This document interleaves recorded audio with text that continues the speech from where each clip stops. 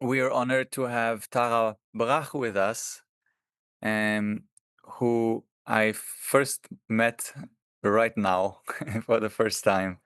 But dear friend, some of you know him, Asaf, who's very, very active here in the land, has recommended her, and I think he was also studying with you, yes. And actually, I read that you are working together with Jack Kornfield, which has been my first meditation teacher and such a big inspiration in my life. And I was just really happy to hear that, and I'm really looking forward to have you with us today and have you. You said that you will take us on a meditation. We'll have some time to reflect after. We'll have again small groups to reflect our experiences after the meditation. And yeah, the conversation today for me um, is about resilience, and it's about being in touch with oneself and self-care and finding these places inside of us from those we can meet the world from a place of love and compassion and integrity, even in very difficult realities.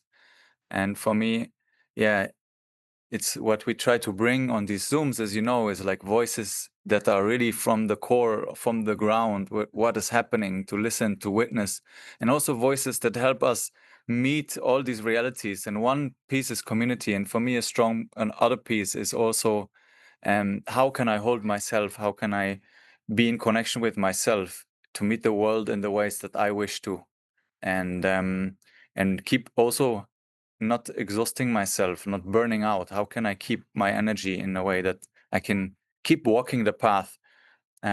So for me, meditation has been a great tool and a great resource in my life, and I know that for many of you as well. Um, and Yeah, so I'm really happy that we have Tara today, and we also have with us today Nahar, who's holding us, also supporting. Asaf is just joining. I'm happy to see Asaf joining. And of course, May's with us. She's now with her daughter, so she's on. She's outside, so she did her best to be with us in the best way she can. So there might be some noises in the background. So just wishing you to excuse that for today. Um, Yes. So, as always, we will start with a prayer with an opening, and May will share one of her poems again today. To open us, we'll share them in three languages. Then we will have space with Tara. Then we'll have small groups. And then afterwards, we'll come back together for some voices that want to come from the small groups back to our shared community space. And we will close it together. So, welcome. Thank Thank you for joining. you. Thank you, David. Thank you, Tony. Thank you, Nahar. Everyone that joined. So continues to give a lot of to feed the soul so much. This daily is coming together. The people that comes again and again, and the new ones. We, yeah, thank you. I will read it first in Arabic, in English, and then Nahar will read it in Hebrew. May, can you be a little closer to your microphone? Yeah, is it better now? Yeah? Okay. Thank you, dear. And maybe just before May starts, just take a moment to maybe take a breath, maybe find your place, like self connection to receive this prayer, receive these words. Maybe you want to, yeah, just become present with your heart for a moment and open yourself to join this prayer that she will invite us into. Thank you. I'm actually sitting in Haifa. My soul, my soul needed to come to the other side with this hunger. And I wrote it today with sunrise looking at the sea, and yeah, with the grief that also comes. أصرخ من جوع الرحم، لا من جوع الخبز والملح، بل من ذكرى كنا بها قبل الحروب والجرح، قبل الجدار وقبل الخوف، قبل ارتعاش اللمسة حين كان القلب يعرف كيف يحب بقداسة النفس. أصرخ لطفل مات لا اسم له ولا وطن، ولأم تضم غطاء كان قلبا ذات زمن. ليس الجوع لجسد، بل جوع للرحمة، جوع لبيت نرجع فيه من الغربة، جوع لأرض فيها الطفل ابن الجميع، حيث لا يدفن اللحم تحت رماد القطيع. جسدي معبد يحترق، أضلعي أبواب، أنفاسي طبول تدعو أرواح الغياب. عد يا حبيب القلب لا لتقاتل، بل لتغفر، لا لتدين بل لتقدس، لا لتنتقم بل لتعذر. اشتوا معي في الوجع 63 وألم، 1000 حياة من الحزن تسكن عظامي وصم. أصوم ليصرخ الجوع أعلى من صوت السكوت، أصوم ليشرق روحي نورا من قلب الموت. اغفر لي، اغفر لنا، اغفر نسيان الحياة، ليصبح حزننا نغما يرجع الأرواح من الشتات. فلنلتقي هناك أنا وأنت وهم، لا في ساحة الحرب بل في حديقة القدم، حيث بدأنا معا نقسم لن نعيد الألم.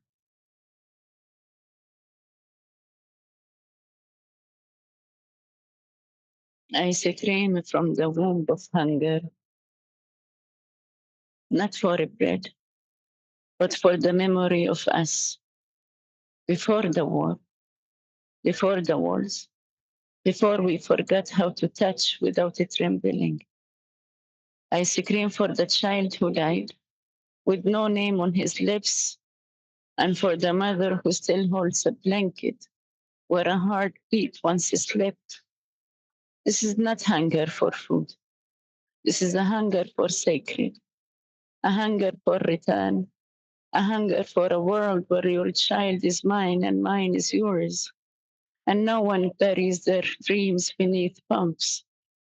My body is a burning temple, each rib a gate, each breath a drumbeat, calling the dead home. Come back, beloved ones, not to fight, to forgive, not to blame, to bless, not to conquer, but to weep, to hold, to remember. I kneel inside this ache. 36 days, 36,000 names, and 1,000 lifetime of grief held in my spine, my teeth, my breath. I fast so that the hunger will scream louder than the silence. I fast so that the soul may break open, bleed light, and stitch the world back together.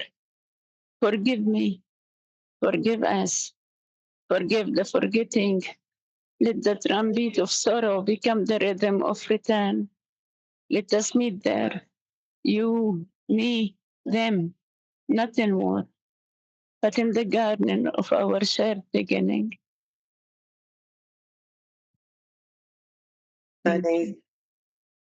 אני צועקת מרחם הרעב, לא ללחם, אלא לזיכרון שלנו לפני המלחמה, לפני החומות, לפני ששכחנו כיצד לגעת בלי לרעוד.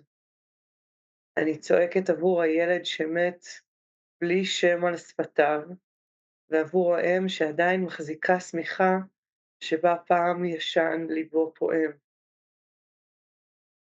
זהו לא רעב למזון, זהו רעב לקדושה, רעב לשיבה, רעב לעולם שבו ילדך הוא שלי ושלי הוא שלך, ואיש אינו קובר את חלומותיו מתחת לפצצות.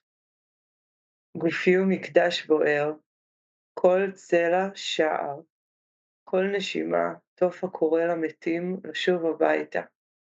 חזרו, חזרו אהובים, לא להילחם אלא לסלוח, לא להאשים אלא לברך, לא לכבוש אלא לבכות, לחבק, לזכור. אני קורעת בתוך הכאב הזה 36 ימים, 36,000 שמות. 1,000 חיי צער נשמרים בעמוד השדרה שלי, בשיניי, בנשימתי. אני צמה כדי שהרעב יצעק חזק יותר מהדממה. אני צמה כדי שהנשמה תיפתח, תדמם אור, ותתפור את העולם חזרה יחד. סלחו לי, סלחו לנו, סלחו על השכחה. תנו לתוף הצער להפוך לקצב השיבה. בואו ניפגש שם.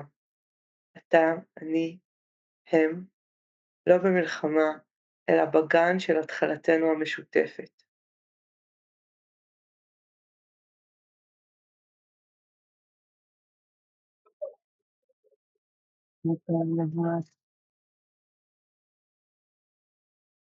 Thank you. Let's take like just 2-3 breaths, allowing yourself to land, be impacted.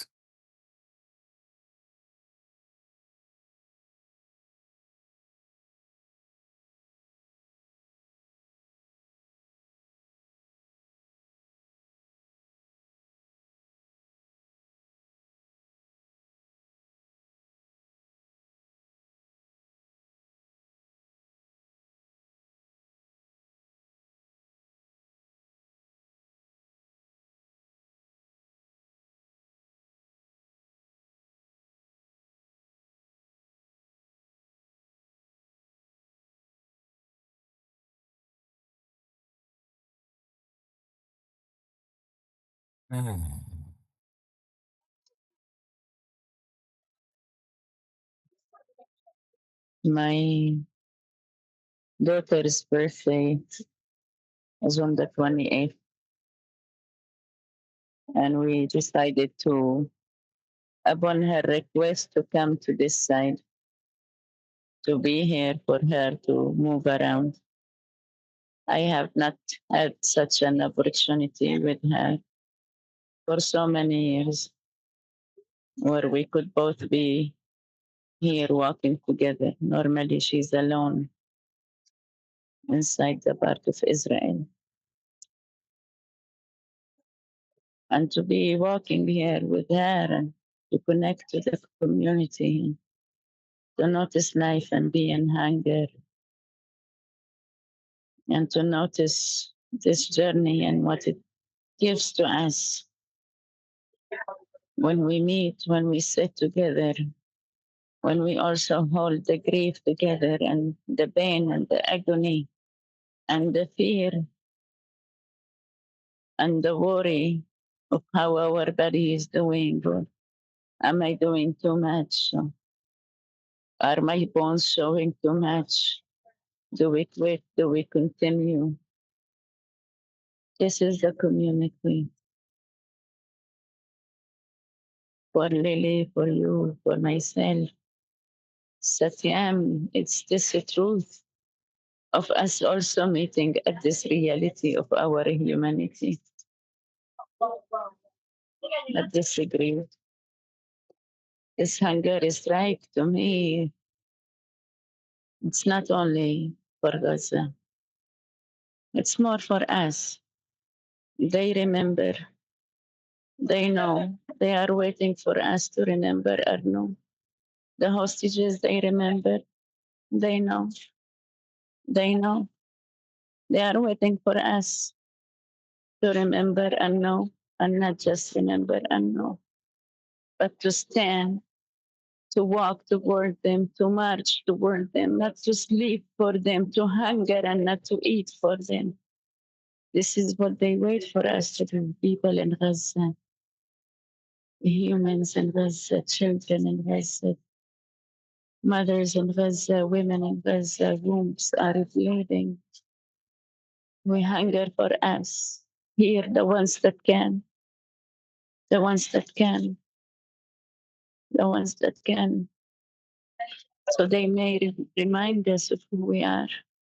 And never again was yesterday already and the day before yesterday and 100 years ago. This hunger is for us. for me, for our community here who are capable, who can to rise together, to be together, to love each other to the point where we can hold the grief and yet walk and march together and not pass by the hostages' mothers sitting barely with 10 people around them, but to actually have a crowd around them where we cannot even manage to see them because they're so held, so seen. Same for the prisoners, same for the people in Gaza because we are all the same, exactly the same, exactly a reflection of each other, exactly worth the same to our mothers and fathers and brothers and sisters, and act the same and hold the same. So this hunger strike is for us to remember more than it is for Gaza, more than it is for the hostages. It's us here, the ones that can, the ones that can. And thank you. It's a continuous honor to continue to come every day and to continue to find people that we know and new people that knew and came and joined and stood up. May you know how honored you are and how empowering your presence is and how feeding it is to our soul as we are hungering now. Thank you, David.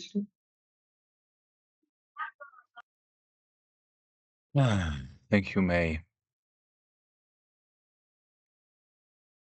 Yeah, in essence, this is what we in SATYAM stand for.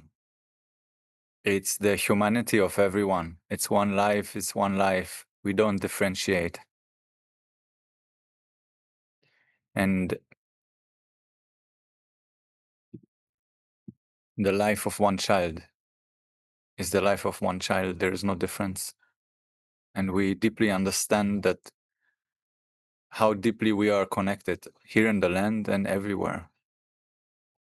And SATYAM was opened. We opened SATYAM in the beginning after October 7, which is just another escalation of the situation here, which we understand. And we opened it because we felt in this extreme polarization and so many places here even shut down that they didn't hold any joint spaces anymore. We said, no, we need to come closer in this time. We need to come even closer. So this is when we opened SATYAM to have a space to still meet and be together, not to normalize and pretend things are well, but to hold each other in the incredible grief that is almost impossible to hold even a fraction of it by ourselves. And to keep the connection, to come even closer to each other. Israelis, Palestinians, internationals, and together choose to heal and to become active in ways that how we can change the situation together in our own communities, how we can support each other, what can we do together to plant the seeds of another possibility that we know in our hearts is possible. We know, we live it for so many years here.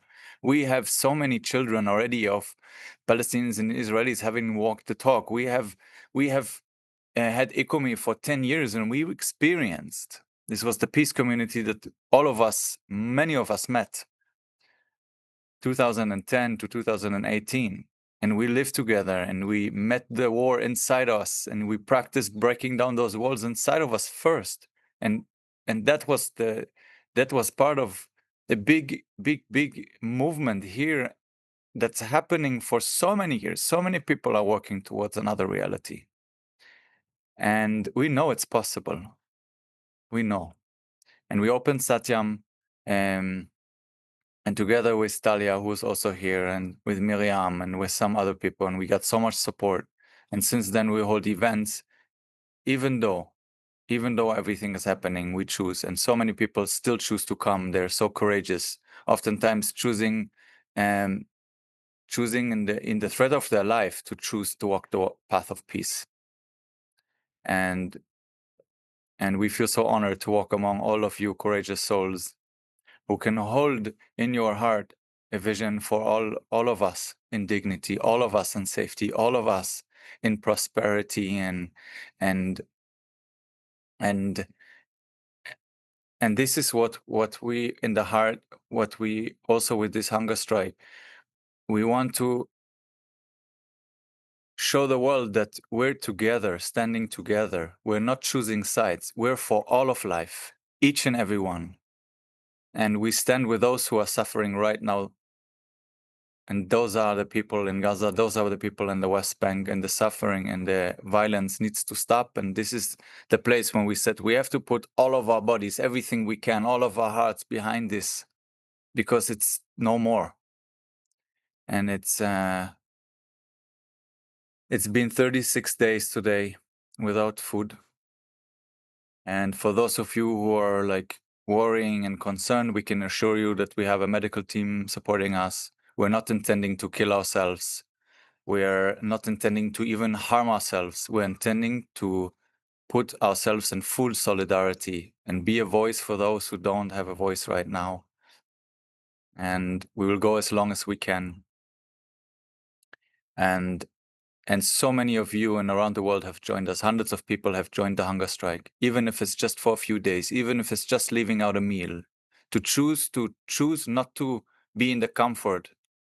Because the question is how I can be eating my meal. How? Actually, if a couple of hours from here, people don't have enough to eat. And it's a question that I think is in all of us. How can we bring ourselves in this situation to feel it?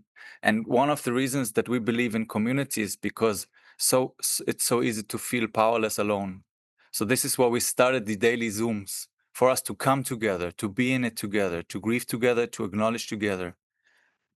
And SATYAM stands especially right now to also educate about the systemic oppression, the violence that has been going here in the land for so many decades. And also we understand that we are part of a global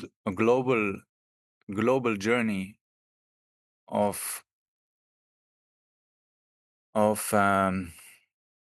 rising up as people to choose. No, we choose differently. And we understand that the enemy that we need to fight is the systems. It's the systems of oppression, structural violence, and ignorance. It's not the people. So we want to unite and unite as many people as possible to educate, to speak up, to roar for life, for justice, for everyone, not just for a particular people, for every one of us. And we know that today we need to stand with those who don't have a voice, because they will stand with us tomorrow. So never again is for everyone, and it's today and it's tomorrow. And this is why we're here, to call out injustice and to work towards another reality that we know is possible. And we know, I assume that all of you are here because you also believe in some other possibility that we have as humans. And we really believe right now, there is enough food that could go into Gaza. This is not the issue. There's enough food to feed all of us on this planet. It's the way it's the way of relating. It's the way of being in relation, and right relation again with each other. And we understand we have a lot of healing to do, but it starts today. And yeah, in this spirit, I want to again just reassure you that it's so meaningful that each one of you is here, because we understand there's no politician that's going to fix it for us. It is us. We're the ones we have been waiting for. It's you, it's me, it's all of us. So thank you for being here. Thank you for your courage. Thank you for your presence. And in the end, we will also share resources, how you can stay in touch with us and join this movement and network with us too, that we can support whatever work you do. We strongly believe that each one has a unique role in this transformation, this planetary transformation that we're in. and that each one is so important and that we need to support each other. So let's stay in touch. Let's support each other. Thank you. And I want to welcome Tara. Welcome you.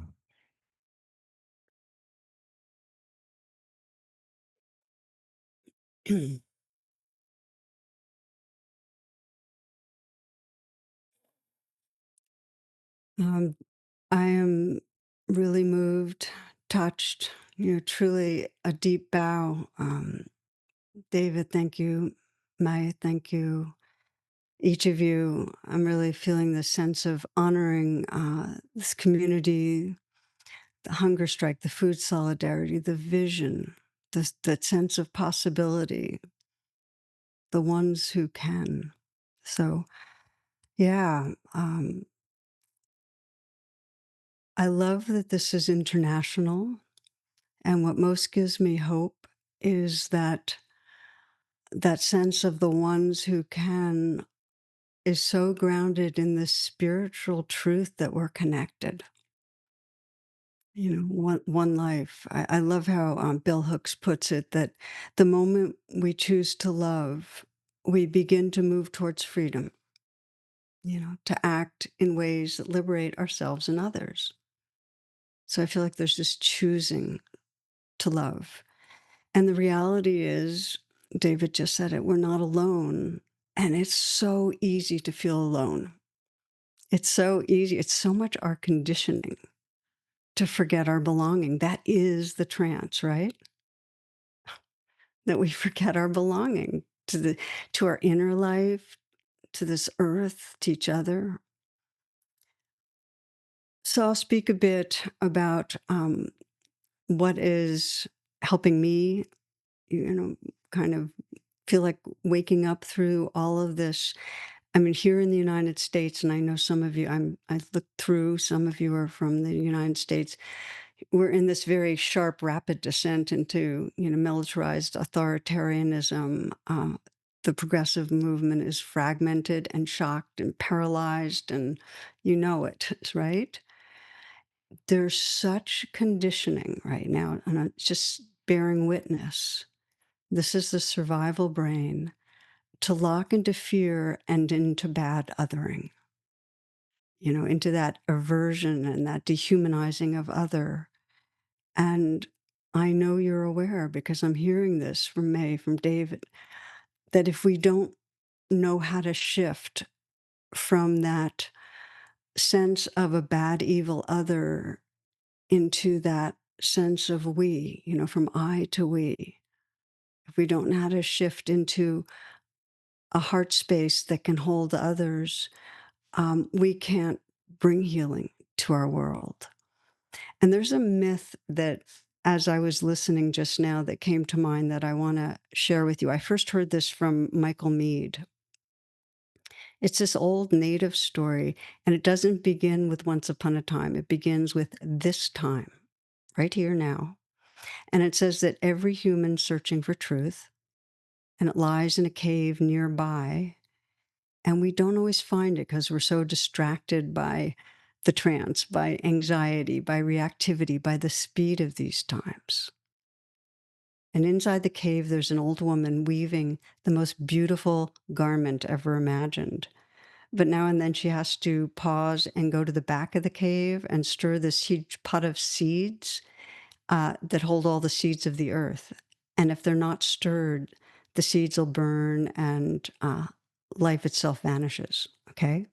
So while she's away, while she's in the back of the cave, a black dog slips in and unravels her weaving, thread by thread, until only chaos remains. And when she returns, she pauses. It's not in anger. She comes into stillness, into presence, into deep inner listening. And then she picks up a thread. And in that thread, she envisions an even more beautiful garment, one that didn't exist before the unraveling. This is possibility. And the elders say, don't curse the dog. And I know you're tracking this. Don't curse the dog. If nothing fell apart, nothing new could be imagined. The old woman is the the dreaming force of the world, imagining itself into something new and better. So, my friends, when things fall apart as they are now, that dark night of the soul, it's an invitation to do just what SATYAM is established to do, which is to pause and arrive here in stillness and presence and to do it together. Because that's where the remembrance is, to find what thread it is for ours to lift so we can reweave the world. And like the woman in the cave, the first step is to come into presence. Otherwise, it's our conditioning to blame the dog. It's so quick, it's so fast, it's so deep to create a bad other. So our minds might say, yes, the enemy is the systems of harm, but we end up blaming humans. We blame ourselves, we blame people in our close-in circles, we blame. This is what I want to spend a little time with, how we can wake up from the bad othering that keeps our hearts in trance and that fuels more unraveling, wherever we find it. For some of you, you might know that you make yourself wrong in a way that's harsh and cruel. And for others, it's just so hard to hold the grief of what's happening that there is anger and hatred towards perpetrators, whatever the bad othering. So we'll do a practice that I love of awakening compassion when we're in that trance, okay? I'm imagining that most everyone here has some form of meditation or prayer or way of tending or healing.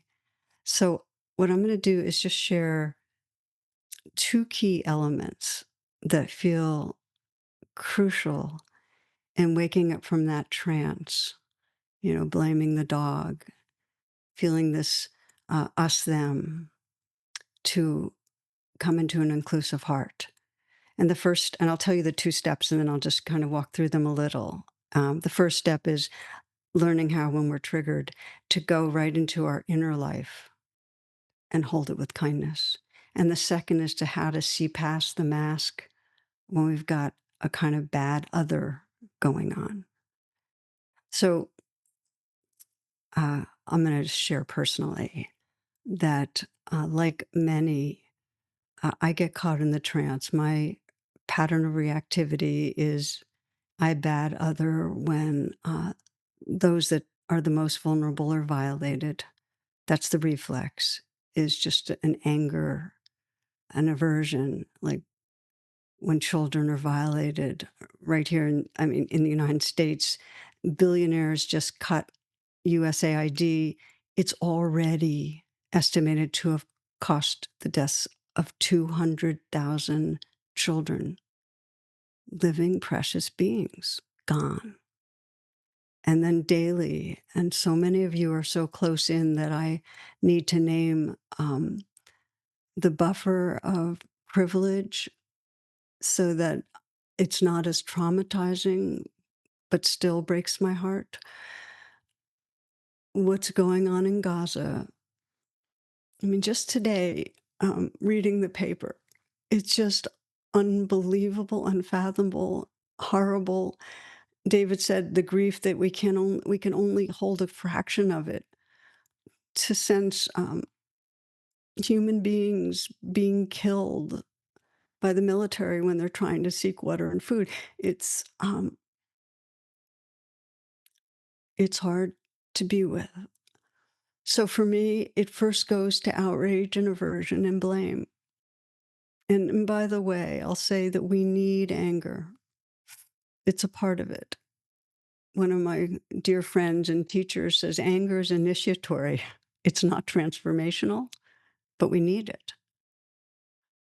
So what I did this morning after I heard the news, is what I call the U-turn. It's just taking the energy that's angry and blaming outward and coming with interest and gentleness, okay, what's happening inside? What's really happening? And if I feel under the anger and the blame, there's fear. And if I can hold that with presence and kindness, what I find is I'm afraid it's just going to keep happening. There's going to be more and more harm. And then it goes into powerlessness.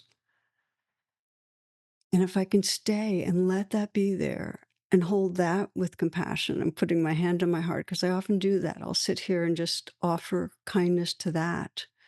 Then underneath that powerlessness is that grief. And if I can let my heart break open in grieving, then I come into care. There's care. It's because we wouldn't be angry and we wouldn't be grieving if we didn't care about something. And the care is where there's the clarity and courage to do what we can. It comes from care if we want to be transformational. This is the first step, the U-turn, this taking the blame and coming right in here with compassion. Now, what I want to say is that if others are trying to harm us, if others are trying to harm others and that we care about, if we're being abused, compassion can seem, and this is the question I get, it can seem weak, like it's a setup for more harm, like it's a spiritual bypass. And I'm sure that's a familiar word, right? From spiritual bypass. Yeah. No. So what it means is that it seems like we're being spiritual. Oh, I'm holding this with great compassion, but we're actually not facing the reality of the raw hurt and harm and wound and pain, and that there's a step before compassion, which is to open to the harshness and the pain of it. So one of the things I think we all know is that it's not possible when we're in full trauma to open into full presence, truth, and compassion. I mean, first we have to feel the safety enough, safe enough that we can calm our nervous system some. And I think one of the powerful messages of SATYAM is the ones who can. Because, and I really want to thank you for that language, because it's those that are not in the full grip of trauma who can hold hands, hold each other, and dedicate to the compassion that lets our activism be transformational. The ones who can. Compassion has two facets, and this is forgotten a lot. One facet is it's got a fierce clarity. It's engaged, it's protective. And the other facet is it's tender and receptive. And one of my friends, Roshi Joan Halifax, some of you may have heard of her, she calls this having a strong back and a soft front. And this is what we're going to be practicing today. How do we have a strong back and a soft front? I mean, how do we have that strong back where we have the clarity and the courage to be the ones that can, to protect, to stand up for justice? And if we want our actions to see transformation, how do we stay tender? That's not easy. So I want to go on to the next step of what helps us, because it's such a quick reflex. We can get that strong back, but it becomes rigid and the heart is armored. So how do we keep the heart soft? And this is the next step. We've taken the U-turn, offered kindness within. I'll give you a brief metaphor that helps me. So imagine that you're walking in the woods and you see a dog, and the dog, you walk over to say hello and pet the dog, and the dog lurches at you with its fangs bared, real seemingly vicious. And you go from being friendly to being angry and bad dog. But then you see that the dog has its paw in a trap. Now you'll still try to protect yourself, but your heart has shifted. It's like, oh, I get it. I get why you're acting that way. it's a training. It's a training to see how another person who might be creating harm has their foot in a trap. How in some way the conditioning, the karma, the layers that are driving them have woundedness and delusion. It's a conditioning to see past the mask, because the mask triggers us and we don't look carefully. So first we have to take a U-turn when we're triggered to come back into presence with ourselves. But then if we look, if instead of moral judgment, because moral judgment just gets in the way, calling things evil gets in the way. If we look towards the health of the other, what's the pain under the action? You know, what's it like being you?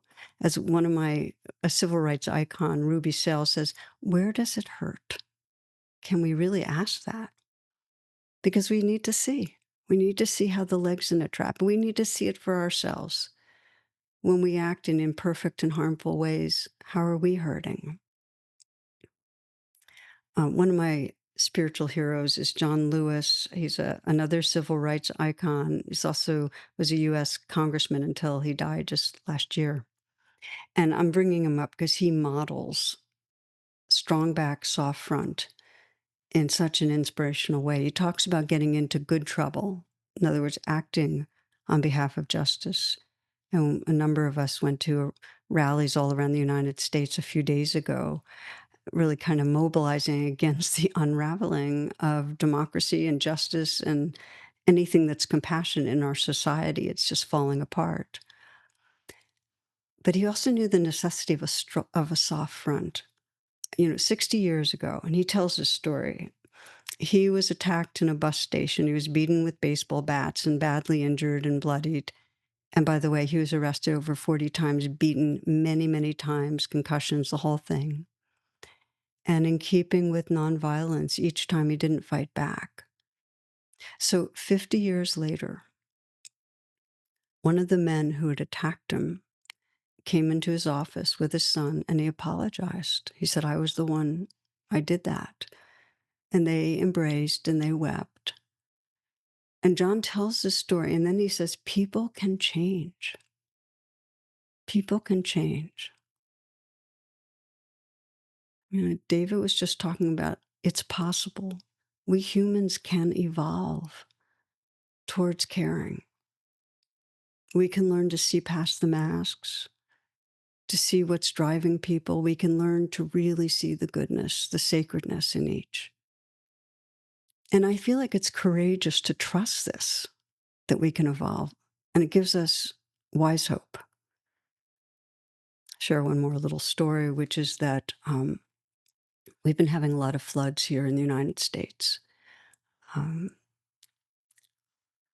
Last year, a whole area of North Carolina was flooded, and friends in my friends in the meditation community were there. This was right before the election of Trump, last fall, and everything was so bitterly divided. People couldn't talk to each other. It's even more bitterly divided now, mistrust, hatred. So a man from the meditation community parked on a bridge to look at the damage of the flood. And another car had parked, and he noticed the bumper sticker. It was a MAGA bumper sticker, Trump bumper sticker. And a woman from that car was standing and also looking at the bridge. So he stood by her. They turned to each other, and they just had tears in their eyes, and they hugged. People can change. We can realize that we're facing the floods together. We can care and join together. And as we know, when there's violence and trauma and delusion that's gone on for so long, it takes time. I mean, some of you might know of Ariyaratne. He's a spiritual leader from Sri Lanka. He just died. I met with him about a few months before he died. He's considered the Gandhi of Sri Lanka. After 24 years of civil war, horrific civil war there, he created a 500-year peace plan. Former enemies helping each other to recover. But it started right away. So that's the prayer. Maybe our grandchildren, the grandchildren of those who seem to be the enemy, they can hug and work together. May's prayer, your child's mine, mine is yours. That sense of living in the garden of our shared belonging and beginning. So beautiful. So we plant the seeds today, as David said, and each day with presence, with compassion, and like to practice a meditation with you that is in the spirit. Um, Rumi puts it this way, he says, your task is not to seek for love, but to seek and find all the barriers within yourself that you've built against it. So this is a meditation to see the places we create divides, where we are bad othering, and to come into presence and compassion there. So if you'd like, just as a way to begin the meditation, take a moment to move. In other words, stretch your body, move your body, take 20 seconds listening to your body so that when you come into stillness, you're actually awake in your body some.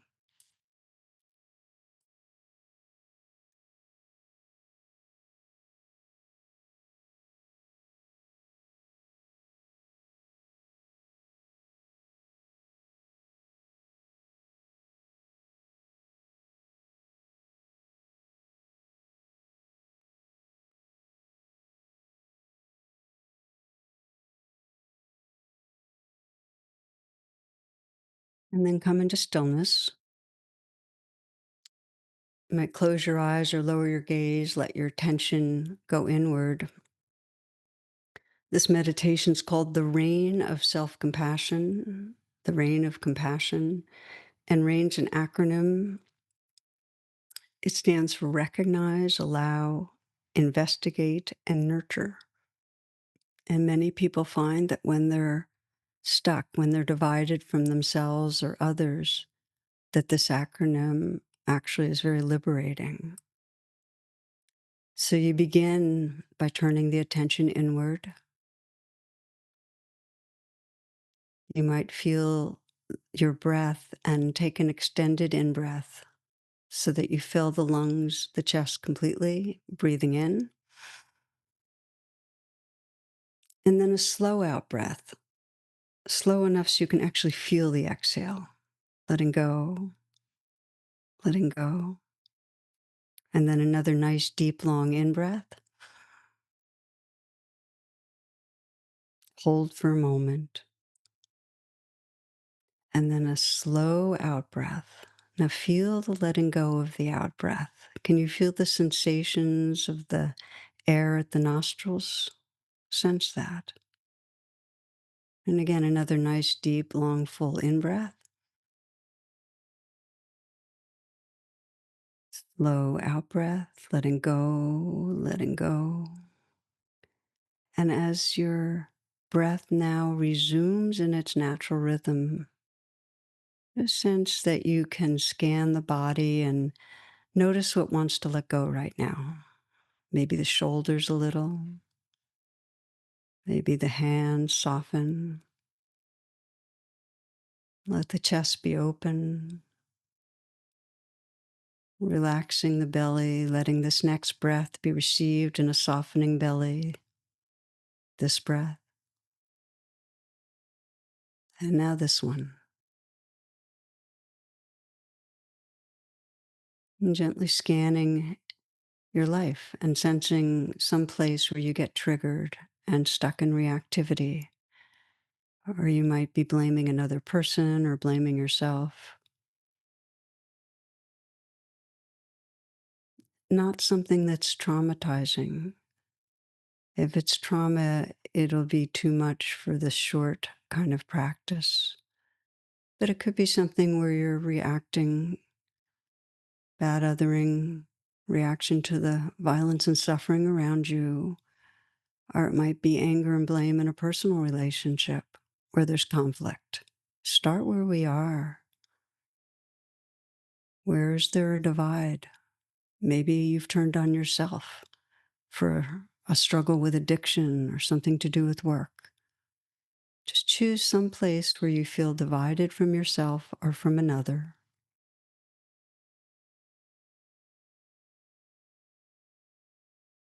And allow yourself to find a situation that really epitomizes this, that shows this.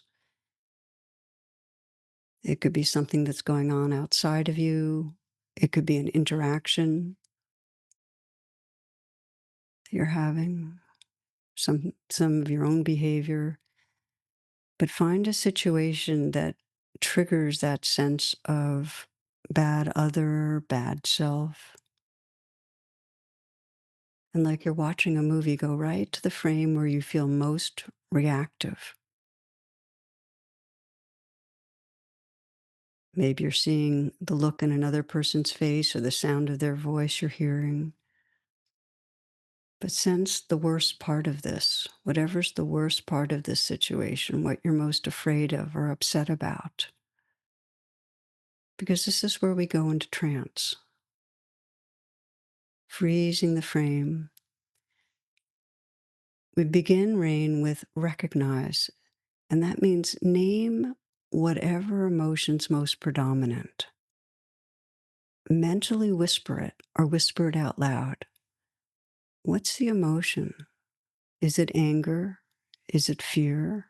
Is it hurt? What's going on? Embarrassment, shame, hatred, anxiety. And the A of rains allow, which means just let it be there. This isn't a time to try to fix, change, get rid of anything. Think of it like a wave in the ocean and just sense this belongs. This anger or this hatred, this fear, it belongs.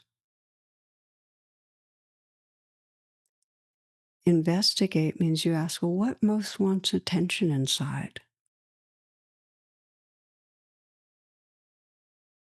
Maybe you might sense, what am I believing when I'm feeling like this? Is it that more harm and suffering is going to happen? That something's wrong with me, something's wrong with another person? With life? Feel in your body what it's like when you're believing this, that something bad's going to happen, something more, something horrible, something's wrong with you, something's wrong with another. How does that in your body? Feel your throat, your chest, your belly. And it's helpful if you put your hand on your chest. And if you've never done it, it's actually a very powerful way of staying connected somatically because we leave our bodies. So use your hand to anchor yourself. It's also a gesture of compassion. And sense where you feel most vulnerable. What's the worst part of this? And you might experiment, if you've never done this, by making the facial expression and the body posture actually an expression of how you are when you're in that reaction, when you're feeling bad othering, bad self, anger, fear. If you can get your body in that position, maybe your shoulders are hunched over, maybe your jaw's tight, maybe your hands are in fists. It'll help you connect with what really goes on when you're in that trance of reactivity. We have to see it and feel it to wake up from it. Now ask the place in you that feels most reactive, most vulnerable, what does it need? How does it want you to be with it? Does it need to feel trust, that it's loved, accepted, forgiven, safe? Does this part need to trust your own goodness? Trust it belongs to others? Does it need to feel held?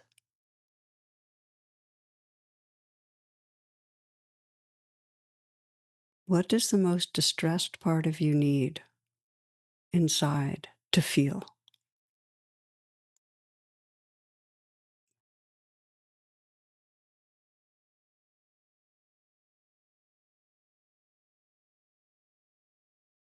Now take a moment, take a few full breaths, and call on the wisest, most awake, loving part of your being. You might call it your high self or your Buddha nature or spirit that dwells within, but call on that wisdom and love, the universe's wisdom and love that lives through you. Or if it helps, call on a spiritual figure or a trusted other, but call on wisdom and love. And as you attune to the inner part of you, sense what it needs and offer it. Just offer some words of comfort that are healing. It might be simply, I'm here and I love you. You're held in love.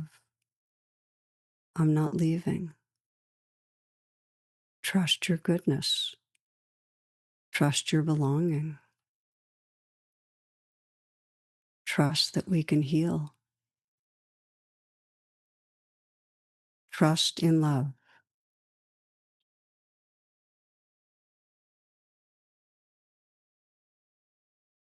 And let yourself connect with the vulnerability inside you and receive what's offered.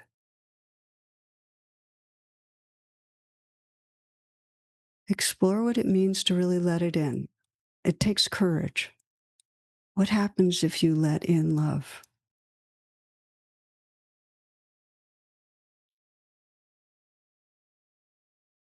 What happens if you imagine and sense light and warmth washing through you? As Rumi says, don't turn away. Keep your gaze on the bandage place. That's where the light enters you.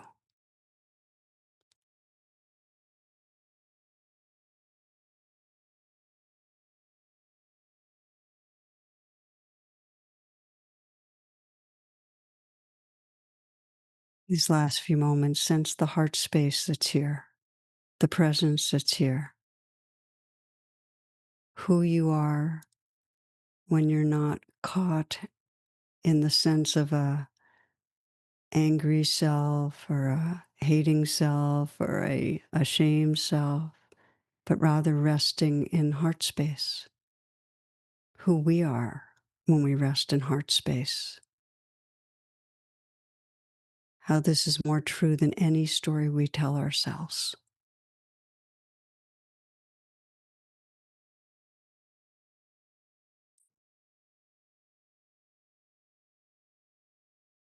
L. Arnault says, do not be dismayed by the brokenness of the world. All things break, and all things can be mended, not with time, as they say, but with intention.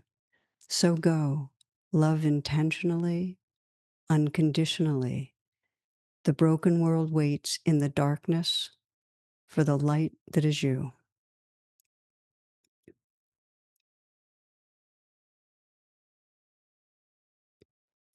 Okay, friends, please take a few full breaths. In a few moments, you're going to be in breakout groups of 3, 15 minutes. And the invitation is to share whatever was challenging and whatever you want to remember about bridging divides with yourself and others. So enjoy being with each other, and thank you.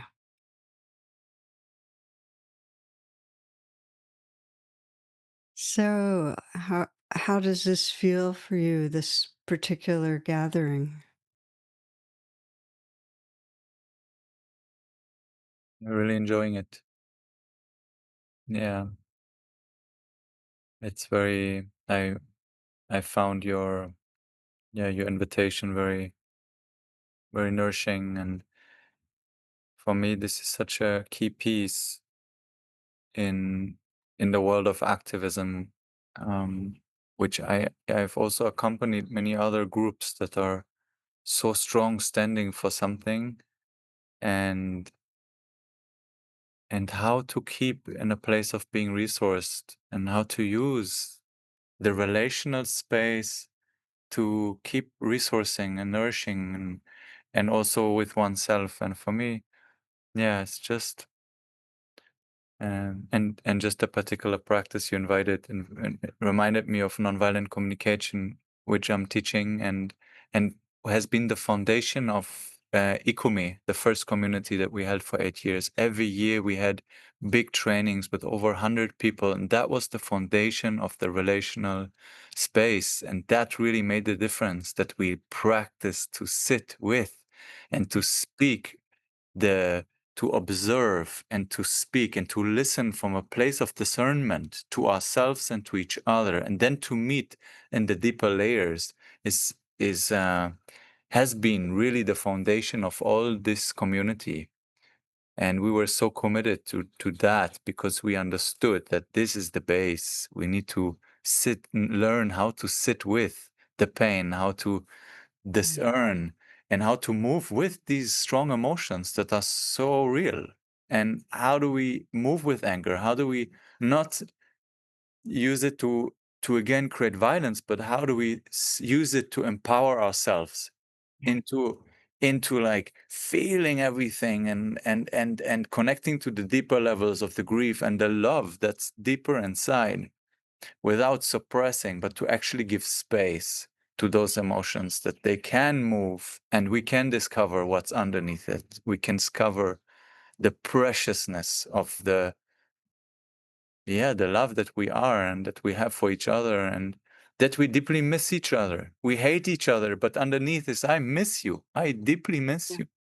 Yeah. And it needs this kind of space to reach there. And for me, that just what you're inviting is exactly that practice. So yeah. Well, I love that it is the explicit grounds of activism.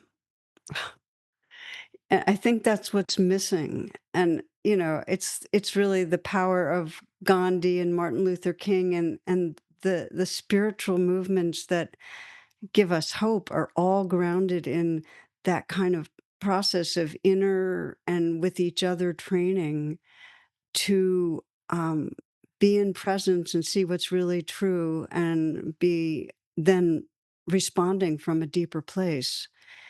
We can't do it without it. There's way too much delusion and violence swirling around. We will just do the same thing. Exactly. Yeah. Yeah. Um, We just keep the unraveling going.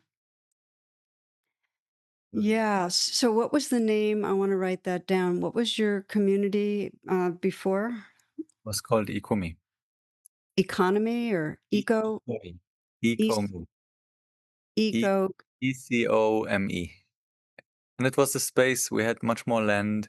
Now we're in a building, right? We're like in two buildings kind of with rooftops, which is sweet. But we had like actually a hectare of land, and we're doing also agriculture. We're like having compost toilets. We're educating about Mm, sustainability, about right relation with nature, with each other. And it was like a bit more, we could host over 100 people. We had, yeah, it was directly in the desert. So we just, every morning we had walks and meditative mm. walks, and it was, So this was a again a Jewish Palestinian. yeah. And what happened to Ikomi? We, well, we maintained, people lived there. A group from Israelis and Palestinians each year took it on to live there and hold the space. And we had many volunteers from around the world, many Germans actually, of course Americans. And so we had different events. We had also, I remember we had Plum Village monks, and we had just different events that all connected to education, to like witnessing the reality. We had tours to witness what is happening here, and to be, and then also we had many things that just built community, that built tools to hold complexity, to transform, to grieve, to transform, and then tools how to become active from nonviolence. Like also, how do I bring myself into action to actually to not repeat the same thing, but to actually from a deeper place, that we can enter the sphere of true transformation, where we don't create the same antagonism, and we don't just recreate the circle of violence. So we had so we had for 8 years we had this running, and it became increasingly also the more powerful the impact was, the stronger was the resistance, and we had to close it because of safety of individuals. People's lives were in danger to a point where we couldn't hold it anymore.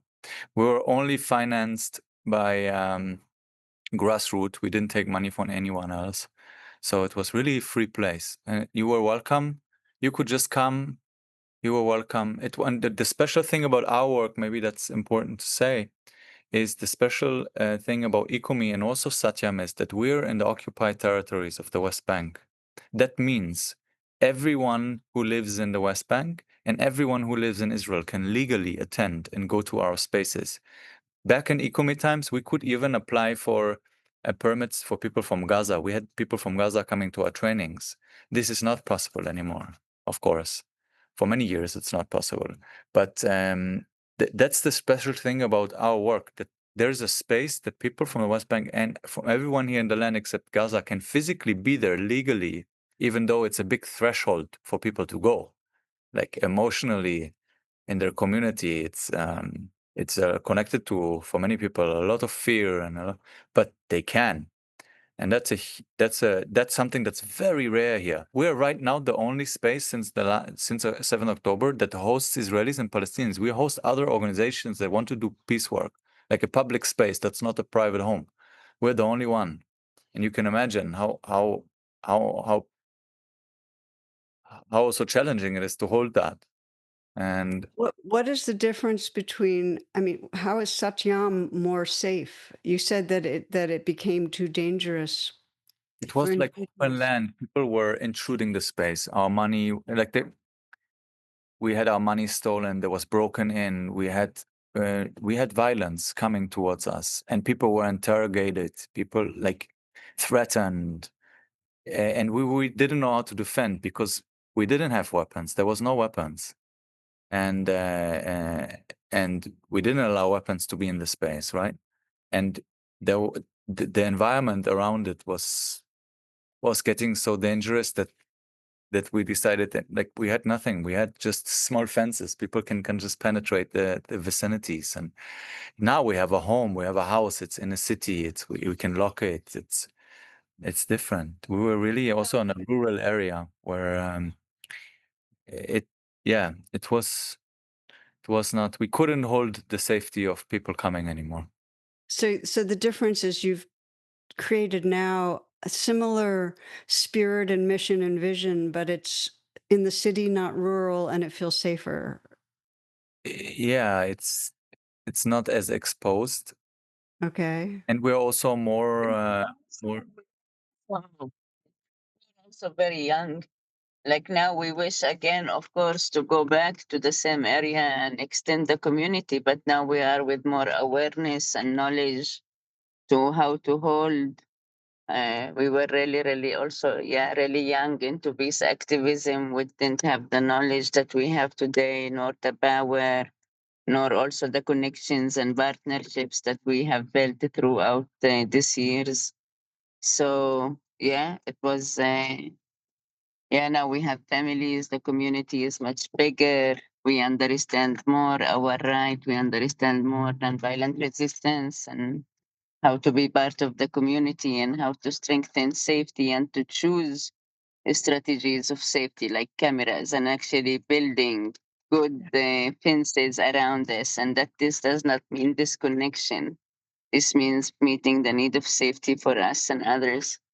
So it was also needed to close it and needed for us to journey with other organizations and other people and learn how to hold. And this is how we were able, after the 7th of October, to actually have such a courage to say, no, we're going to open it now. And it's going to be in the middle of the city in Beit Jala, and it's Israeli Palestinian internationals. So it's a journey of building wisdom and knowledge into holding the bigger space of community. Yeah. Welcome back. People are back. I'm just say maybe I'm just writing 2 minutes and then I bring them back to have can bring them back in a minute. So we have some time for closing. Naomi, good to see you. Good Good to I see also you too. wanted to say hi. Miss you. Miss you too.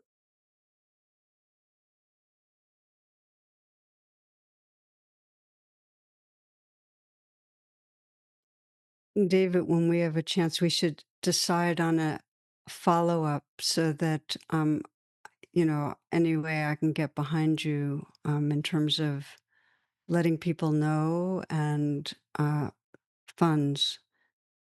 So I'm thinking that if, we take what we did today, it's very, what you both did ahead of time was beautiful. Before I spoke, I mean, I feel like it gave a very beautiful sense of what you're doing. Mm, yeah. Yeah, maybe we can have a follow-up just to speak for a moment and to see how we want to weave it together. We will have a maybe also for you to share how you would like to share it, and we will anyway have an editor edit the session. Yeah. And yeah, I'm happy. I don't. It may be simplest just to stay on right now after we close because I'm going to be a Let's little, do that. my schedule gets wonky really quickly. I imagine. I Yeah. will close the room so we have some time for closing. And Just yeah, stay on. let's stay on. And if sometimes people like to hang out more, so we go to a breakout room, you and me, and we just. Perfect. Okay. Yeah, thank you.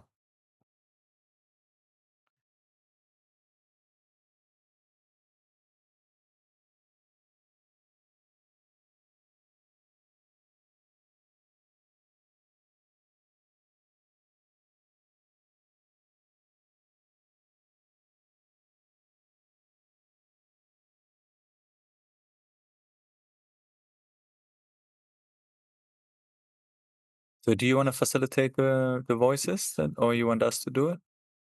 Oh, I think it's good for you too. These are folks and just invite people to share. Good.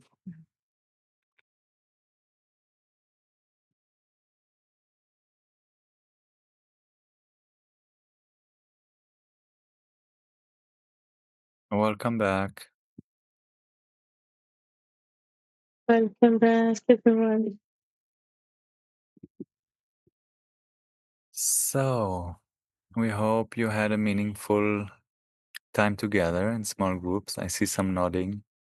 So before we hear a couple of voices, and we want to invite, I would like to just ask Felix, who is here, to post in the chat for all of us. So if you need to leave earlier than we're closing, you already have all the links how to stay in touch with us, the Telegram, the WhatsApp group, the interactive map that you can put yourself in solidarity with this movement. We really encourage you to do that, whether you're hunger striking or fasting for some time or active in other ways. Just place what you do where you are. You can also see where other people around the world are. And of course, if you have means to donate to SATYAM or direct aid, which we continue to pass on to trusted individuals in Gaza that were also with us speaking and sharing about their projects. So we extremely appreciate any donation, any support that keeps us going, and also that we can pass on as direct aid that is really dearly needed, medical aid and food.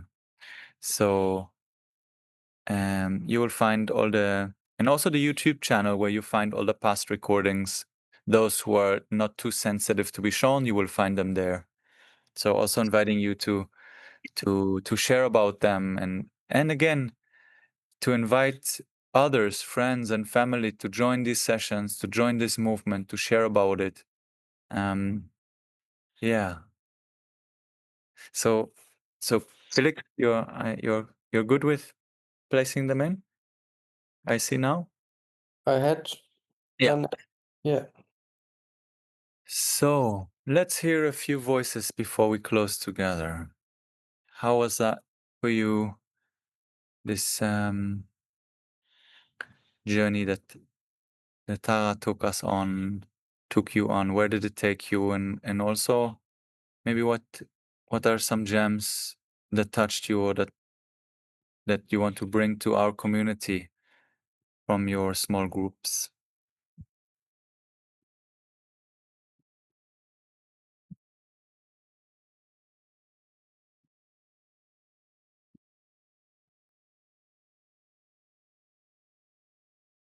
I want to mention something important for me.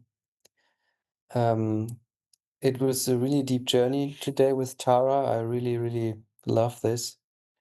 It touched me in many ways. And in the meditation, it was like there is something, and I can't. I just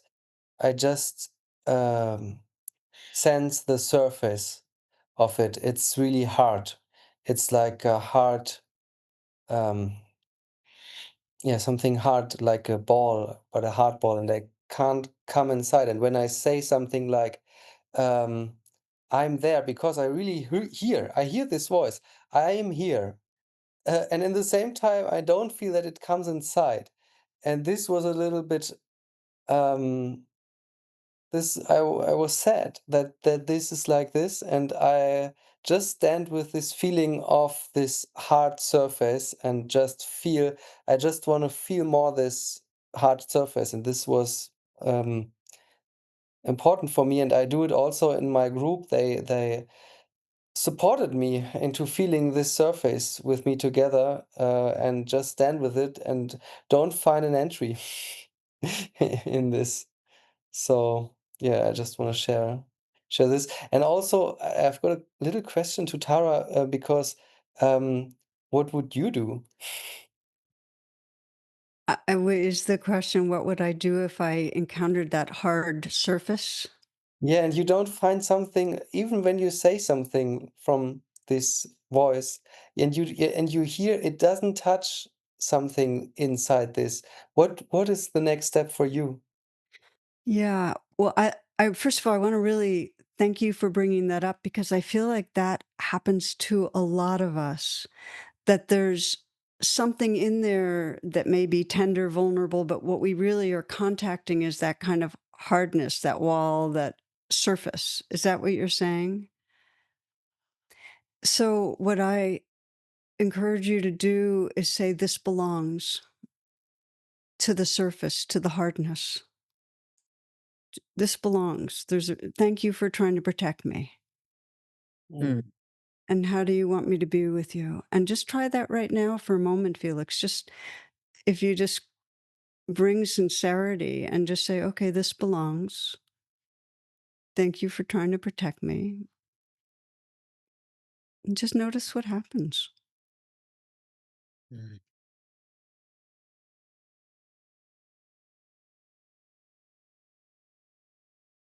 Mm.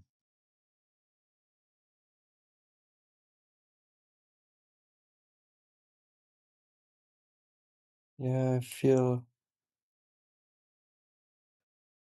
I feel softness, but I don't feel this thing at all.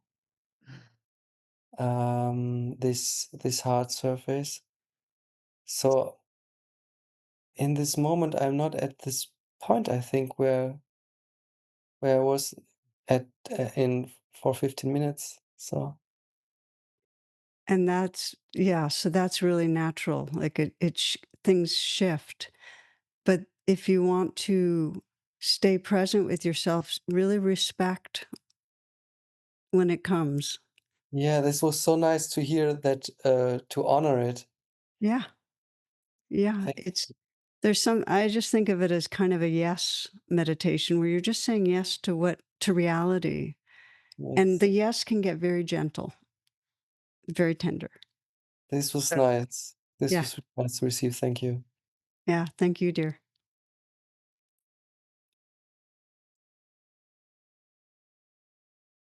I saw Malcha, you raising your hand before. Is it still alive?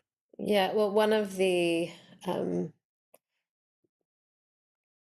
The word gem is coming. I don't know if it's a gem but just that one thing that came through our group is how we can get sick when we don't speak the truth that we know.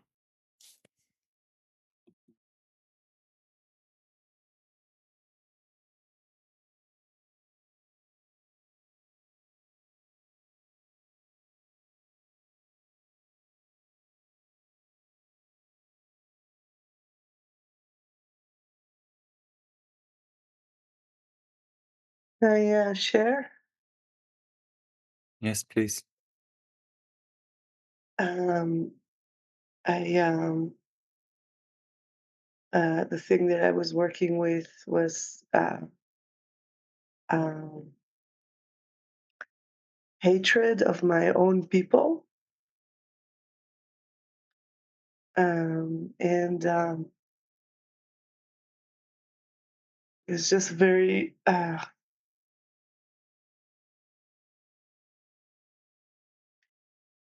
It's just really It's like one. I mean, it's one is very painful, like to notice. Like how even when like I feel like this that David and you're holding this energy of nobody is left behind. Every life is important. Israelis, Palestinians, every life is important.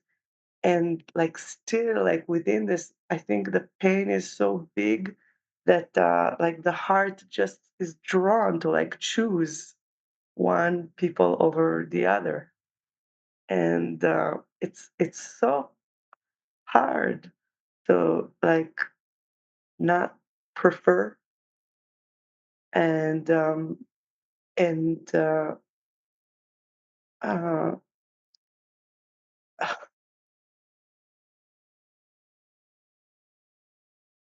and I noticed that underneath this anger and this hate that comes up is a huge fear, um, survival fear,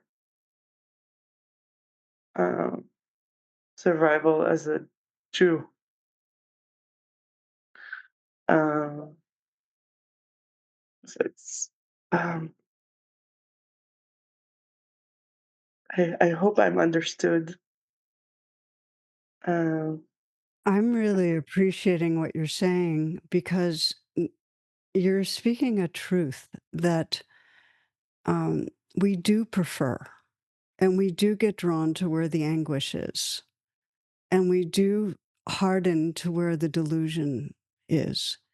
And I think the first step is to forgive that and allow that this is just the way this heart is right now, just to say permission to that. It doesn't mean you're going to believe it or be possessed by it, but you're just honoring that this is a current in reality, that your nervous system is feeling this. Give permission, because you're already seeing past it, just seeing the fear that's underneath it. You're already moving through it. yeah,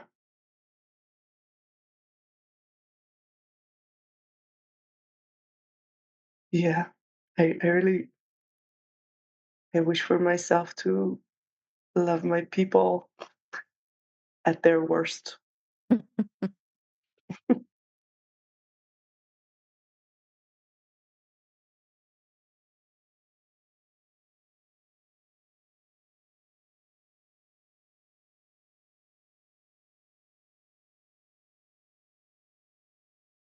Is it okay if we bring another person? How you want to? Yeah. Thank you for bringing this truth for us to recognize it in ourselves and to be with it, with you.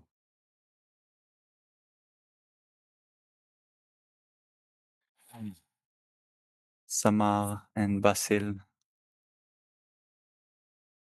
Hi, I have a question to Tara. Um, I'm I was thinking about the story of the dog And while I understand it, like rationally, of like something needs to go for something new to come and something even better, a new possibility. Um, and probably at the time, we don't like see that, or it takes us time to see that this was important, that it needs to happen for something better to come, to create a space. But I have a hard time applying this to what's happening in Gaza, because, or making sense of it as people are dying, of how, like, I have a hard time. It's like, am I accepting this?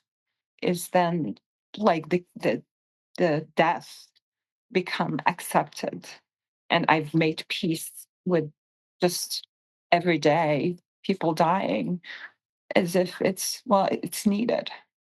um so it's it's hard, so I don't know how I don't know how to make sense of it, or how to think of it.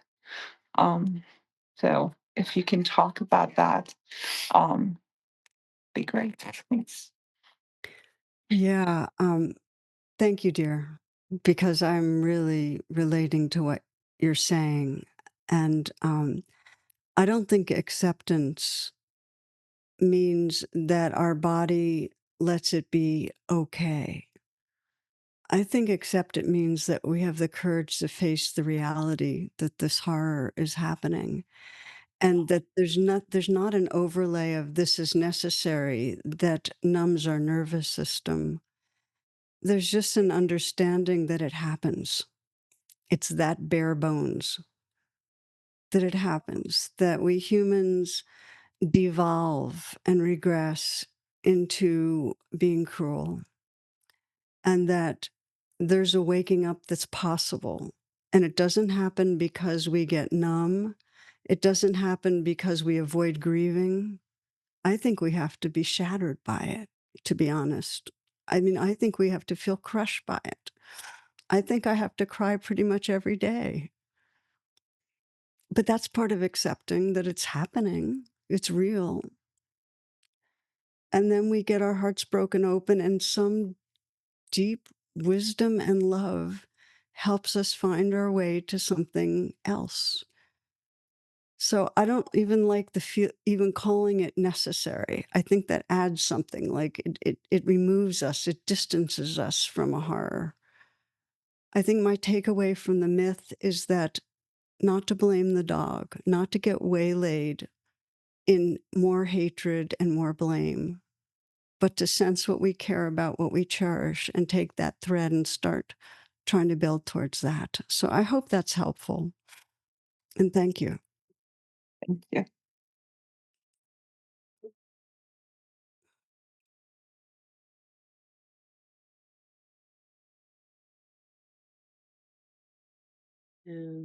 Is it okay if I share?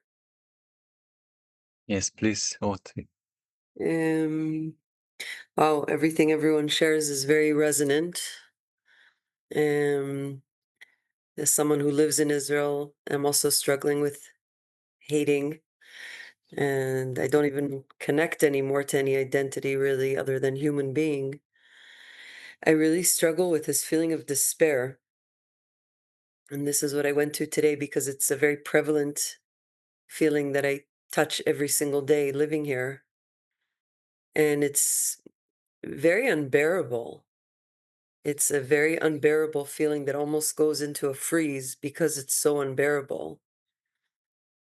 I know all the things you've said of what I can do and focus on my journey and the work I do and the connections, and I work with vibration, and it's all great and lovely. And yet still there's this immense despair. Um, which is what also brings me to things like this, to join, to feel less alone with it. So, there's comfort in being here with everyone, wherever everyone is from. I don't know if I have a question so much as just putting it out there and ugh, like, what are you supposed to do with this despair that I'm confronted with every moment of living here?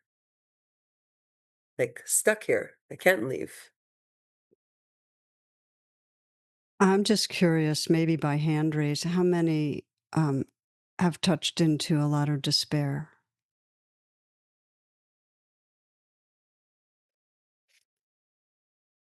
Everyone. Yeah, yeah. Yeah. And how many of you have found, and I'll maybe speak personally, that if I can be with you and we can feel that that is part of our humanness, the currents of despair, and we can also feel that we're caring, that for me to be with you and sense you really care. And there have been beings on this planet throughout that have really cared, and there will be beings in the future. And to somehow or other sense we're part of that, and that there's something possible that humans can wake up. We've seen it in our own lives. I've seen myself wake up. It feels like we have to let both be there, that we have to let the despair be there, but also the sense of holding hands and that something's possible. And if we can be, and that takes courage to let them both be there. But I think that's what allows us not to freeze and to keep walking. Hmm. Yeah. I want to quote actually a friend, a dear friend who lived with us in Ikumi, in the first community we were holding, where Palestinians and Israelis were living together. And she's half Palestinian and half Israeli and Jewish. And she said this thing that really, like, for me, just touches this place. That she said, I have no hope and a lot of hope in the same time, and it's going together. And it's Mm. just like how to hold that, completely breaking, allowing the breaking completely apart, because that will bring us home to the deepest place of care and love we have, and yet not like in the same time we have access. Do we have access to a deeper knowing that something else is possible, and that the very moment that we are together, we are tending to that as well. Like you being here and me being here, there's a tending towards that that gives me energy and hope. That you are here feeds me. That you are all here makes me hold that place more alive in the same time. And yeah, I just wanted to bring her in because for me, she held this so beautifully. Yeah.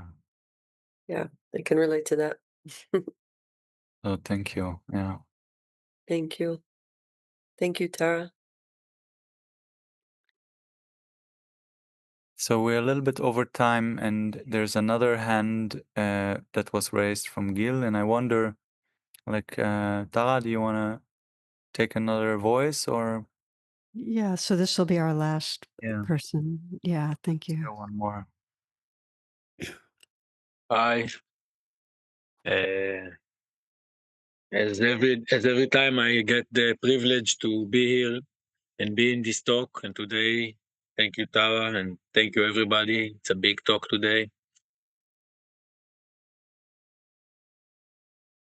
I would like to say something also about despair. Today, a friend told me, a very close friend, Palestine from Israel from 48, that being despair is a privilege, that someone who can be despaired. And I only am with close contact with few people from Gaza. And in the last few days,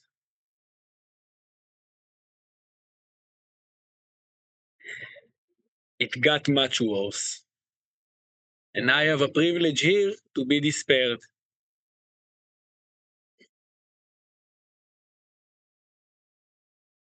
Mhm.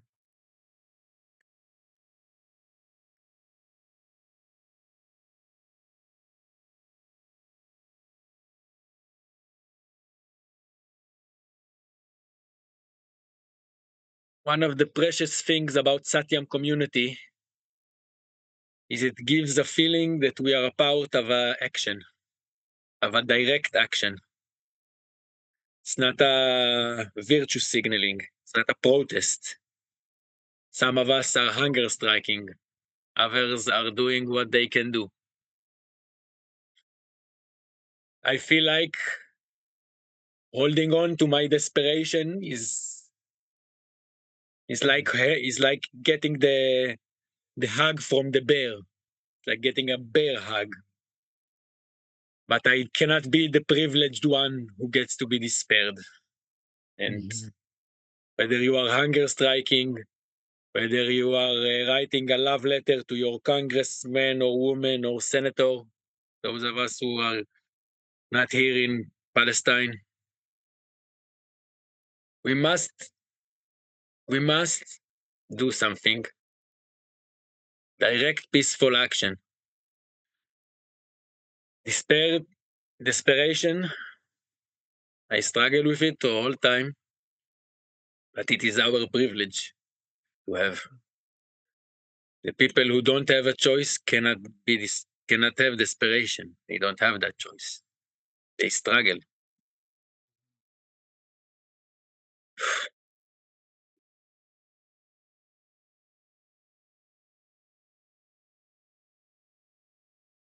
The whole world is so despairing times.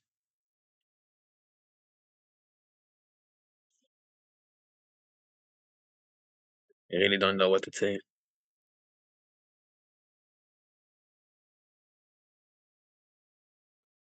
Thank you for bringing your pain and your tears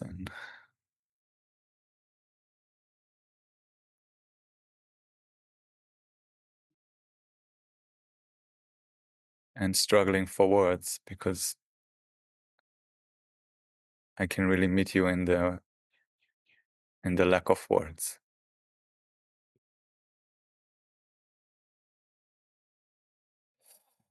Yeah. Thank you. I honor you, honor your heart.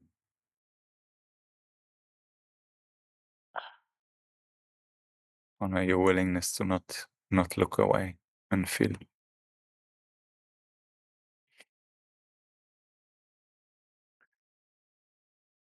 I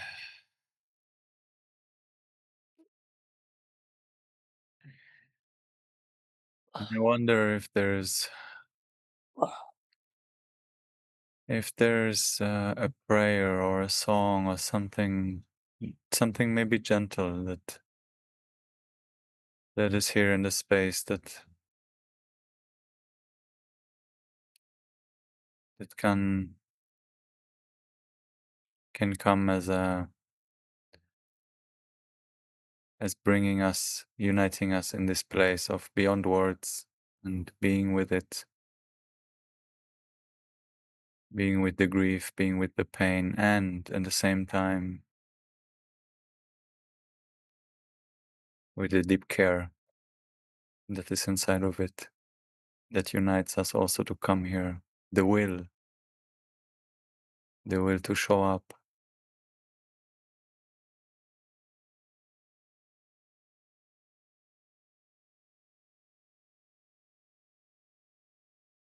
Marsha. Masha and Regina, yeah.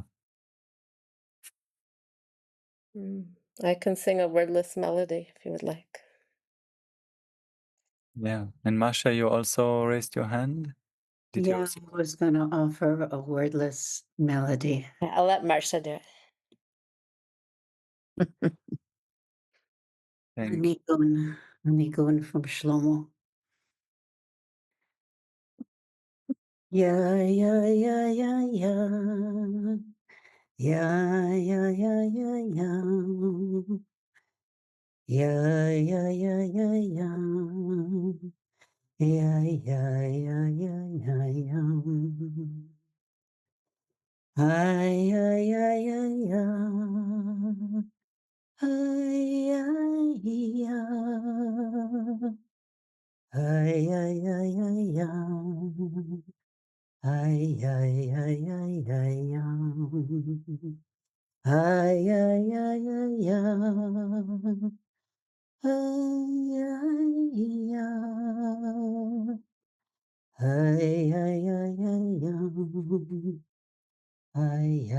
ay, ay,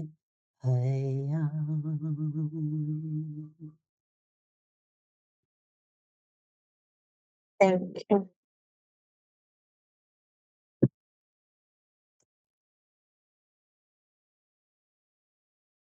Thank you.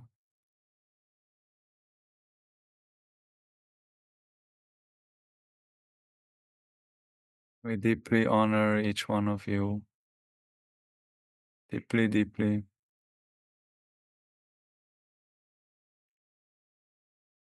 Thank you, Tara, for being with us today. And thank you, May. Thank you, Nahal. Thank you, Masha. Thank you, everyone. Thank you, David. Thank you, Tara. It's such an honor to have you and to hear you, and such feeling. So much of what you said is still sitting in me. Thank you. Thank you, David and Nahar. Everyone, thank you. Thank you. Yeah. So yeah, just Take care. yeah, feels to invite you to be gentle, to allow gentleness with yourself, and as you're moving out of this and transitioning into something else, and inviting you to come back with us tomorrow. We'll have some music tomorrow. We have Diane and Mira, who are Palestinian and Jewish, making music together, inviting us to that space of union and of home. Mm, yeah. And for those who are here in the land, we most likely have a community days the coming weekend, Thursday, Friday, Saturday in SATYAM. So if you wish to be part, reach out to us. We'll send you everything. We'll also post it in the groups if you're there.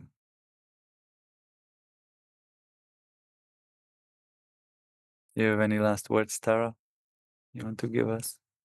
Just really a bow to the beautiful hearts that are here. Yeah, thank you. Thank you.